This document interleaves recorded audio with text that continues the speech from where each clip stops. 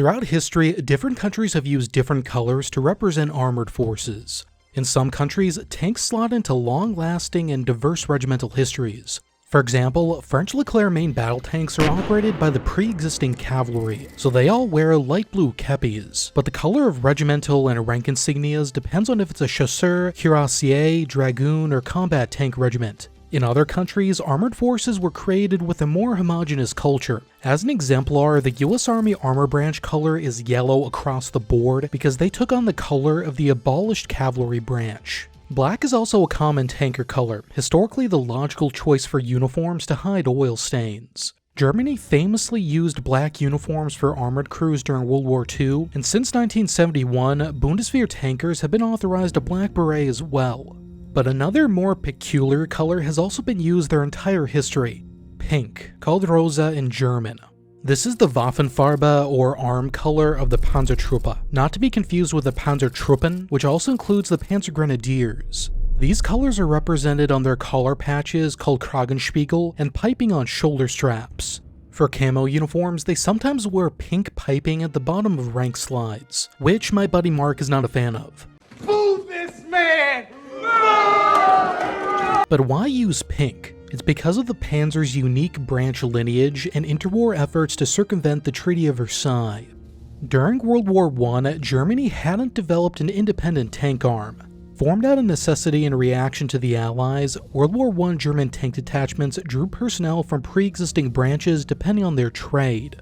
They largely came under the command of men from the motor vehicle troops, or Kraftfahrtruppen, the predecessor to the tank troops. But things weren't pink just yet. Depending on the uniform generation, enlisted shoulder straps of the motor vehicle troops were generally either field gray straps with light gray piping, unpiped field gray straps, or unpiped light gray straps with a red embroidered K cipher. Officer shoulder board underlays matched the light gray enlisted straps.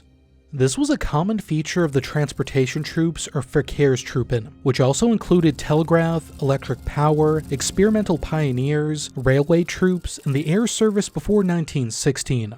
This branch was basically where they put all of the technologically new things, starting with just railways and telegraphs and getting stuff added on over time.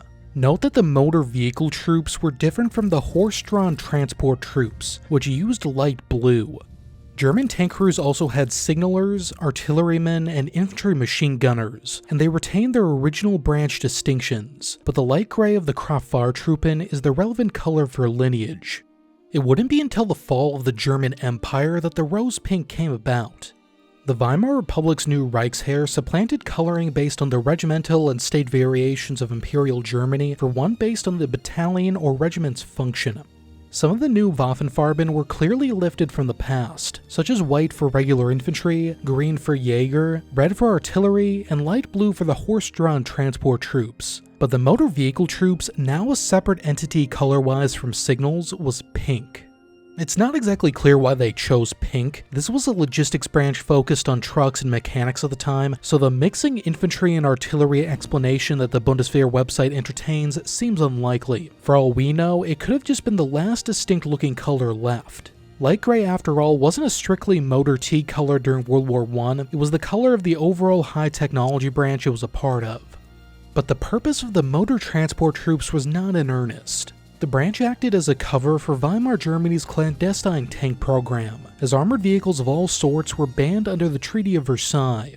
It'd be the Kraftfahrtruppen that would develop Germany's armored warfare theory and drill tactics using mock-ups built on wheeled vehicles.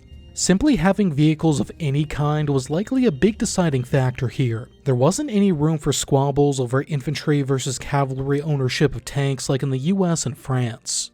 With the cat out of the bag, the Inspectorate of the Motor Transport Troops was split in June of 1934 into the Inspectorate of Army Motorization and the Commander of Motor Combat Troops under the same general.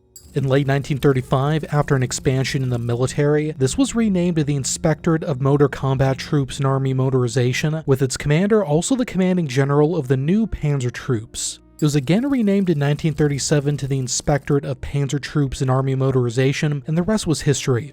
Tank units through World War II for the most part used the rose pink, except for the cavalry-converted 24th Panzer Division that used yellow. Post-war, as West Germany was forming its Bundeswehr and East Germany its NVA in the late 1950s, both introduced a Waffenfarben color system descended from World War II and Weimar Germany. There were some differences between the two and other branches, but both kept pink for their Panzer units. And that's why German tankers today wear pink. If you found this video mildly interesting, I'd really appreciate if you took a look at my Patreon. Sponsorship money has really dried up, except for the most morally dubious services you can imagine, and I'd much rather be sponsored by my bro Barry than Predatory Debt Solutions. And if you want to learn more about military coloring quirks, check out this video on why silver outranks gold in the US military. I'll see you over there.